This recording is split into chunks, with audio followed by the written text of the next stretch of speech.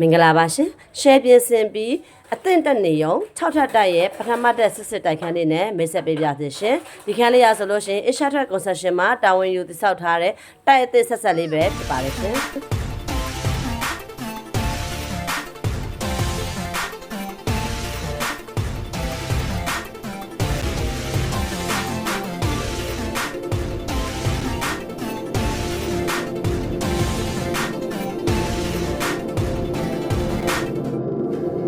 မင်္ဂလာပါရှင်အခုမြင်တွေ့ရတဲ့တိုက်ခန်းလေးကတော့တောင်ကလာပါမြို့နယ် VMB 6ရပ်ကွက်မှာတည်ရှိတဲ့တိုက်ခန်းလေးပဲဖြစ်ပါတယ်နော်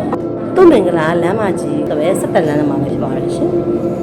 location ရဆိုလို့ရှိရင်လည်းအရောင်ပတ်ဝန်းကျင်ကောင်းရပ်ကွက်တန်းလမ်းတန်းလေးပဲဖြစ်ပါတယ်နော်အလွှာမြင့်မတက်ချင်တဲ့လူချင်းမများအတွက်ပထမတက်စစ်လေးကို3250နဲ့ရောင်းချပေးမှာဖြစ်ပါတယ်ရှင်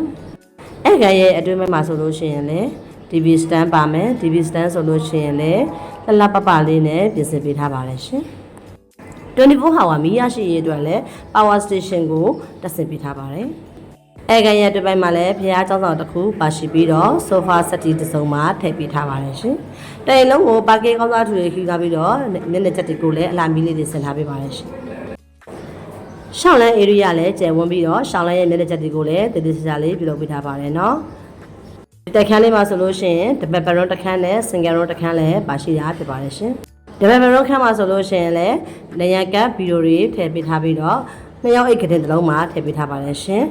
အခန်းရဲ့ပတင်းပေါက်တိုင်းကိုလည်းကျိုးဆက်လိုက်ကများတက်ဆင်ပေးထားပါတယ်ရှင်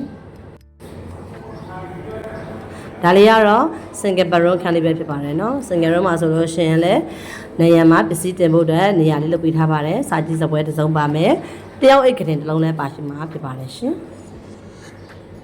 location ရန်ကောင်းပြီးတော့ပတ်ဝန်းကျင်ကောင်းတန်းနဲ့ဒီခန်းလေးရဆိုလို့ရှိရင်ပထမတက်စစ်လေးပဲဖြစ်ပါတယ်နော်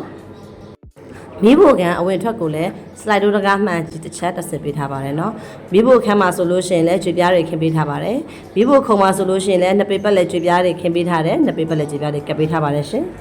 အရှင်မတွေအကြိုက်ကပိနက်တွေကိုလည်းတက်ဆင်ပေးထားပါတယ်ရှင်